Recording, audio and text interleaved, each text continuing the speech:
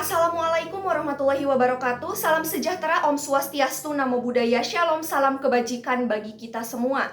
Terima kasih atas kesempatan dan juga waktunya kepada Dewan Juri yang terhormat.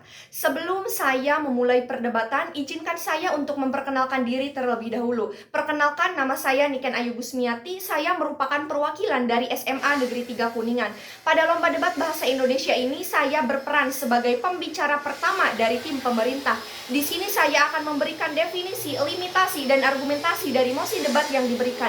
Dewan Juri yang terhormat, saya menyatakan sangat setuju dengan mosi debat kita kali ini bahwa Dewan ini percaya bahwa Menteri Pendidikan harus dipilih oleh masyarakat akademis, dosen, guru, mahasiswa, siswa, bukan oleh Presiden. Sebelum saya menyampaikan argumentasi dan juga perdebatan, saya akan menyampaikan definisi dari variabel mosi kita kali ini. Yang pertama, menteri. Menteri adalah kepala suatu departemen, anggota kabinet, merupakan pembantu kepala negara dalam melaksanakan urusan pekerjaan negara. Yang kedua, pendidikan. Pendidikan adalah proses pengubahan sikap dan tata laku seseorang ataupun kelompok dalam upaya mendewasakan manusia melalui sebuah pengajaran maupun pelatihan. Yang ketiga, akademis adalah mengenai berhubungan dengan akademi. Dewan Juri, mengapa mosi ini sangat penting untuk kita bahas?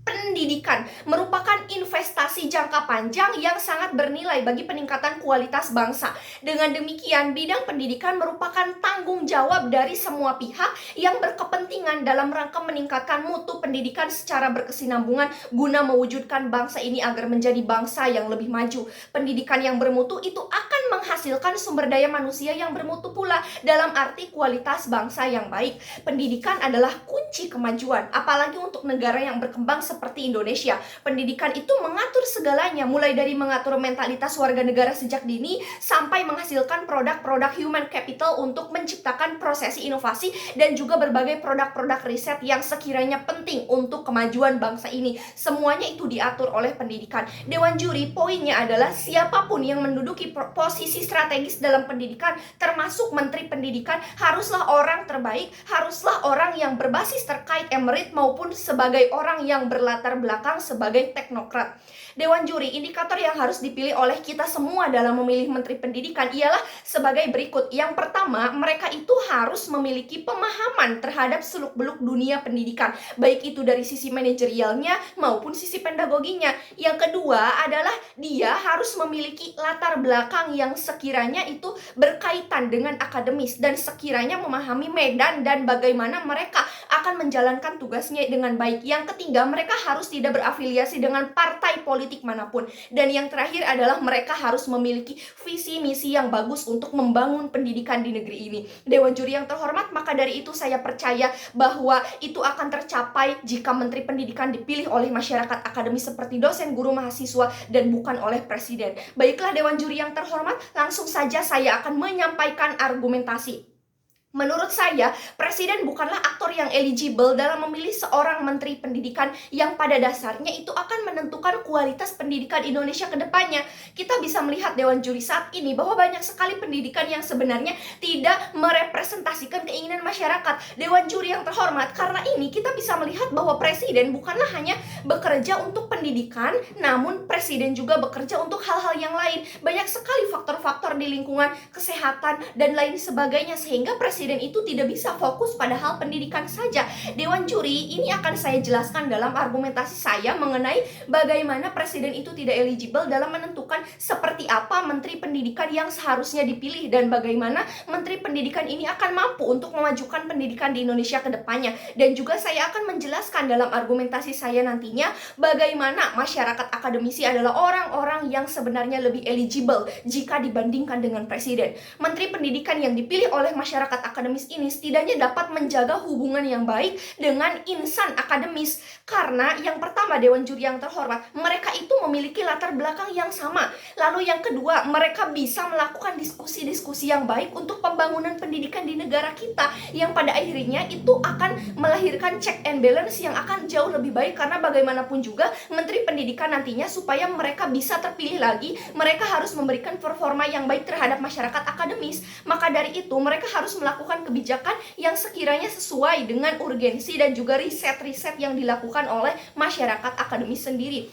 Insentif ini sangatlah penting bagi Menteri Pendidikan terpilih nantinya untuk meningkatkan kualitas pendidikan kita, baik itu kualitas infrastruktur pendidikan yang selama ini terbelakang ataupun bagaimana kita memberikan suatu aspek perbaikan dalam konteks pendidikan yang secara luas.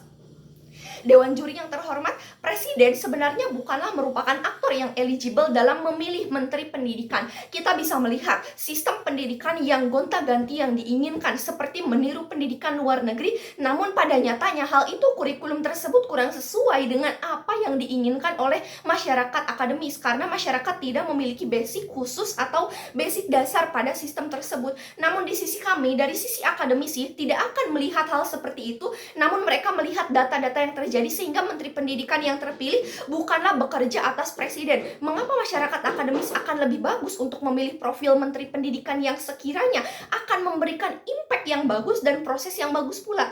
Kami akan menjelaskan bagaimana sebenarnya hal ini dapat memberikan insentif, bagaimana masyarakat akademis berpartisipasi langsung dalam pemilihan Menteri Pendidikan. Nah, Dewan Juri ini artinya maka in order Menteri Pendidikan yang terpilih, mereka harus appeal atau memberikan semacam konsultasi publik terhadap masyarakat akademis. Maka mereka harus bisa memberikan presentasi-presentasi atau lobby-lobby yang akhirnya itu dapat memberikan kepastian bahwa mereka dapat memberikan suatu terobosan bagus untuk pendidikan kita, dan itu adalah sesuatu insentif yang perlu kita lakukan. Dan yang kedua adalah mengapa hal ini sangat penting, karena seringkali di status quo yang terjadi sekarang dilakukan oleh Presiden sehingga ada pertentangan secara insan akademis seperti guru, dosen, mahasiswa dan lainnya dengan Menteri Pendidikan yang ada karena perbedaan ideologi politik yang ada. Dewan Juri yang terhormat, oleh karena itu dari argumentasi yang telah saya paparkan sebelumnya, sekali lagi saya nyatakan saya sangat setuju terhadap mosi debat kita kali ini, bahwa Dewan ini percaya bahwa Menteri Pendidikan harus dipilih oleh masyarakat akademis, dosen, guru, mahasiswa, siswa, bukan oleh Presiden. Dewan Juri yang terhormat, sekian yang dapat saya sampaikan, kurang lebihnya mohon untuk dimaafkan. Wabillahi taufik wal hidayah. Wassalamualaikum warahmatullahi wabarakatuh.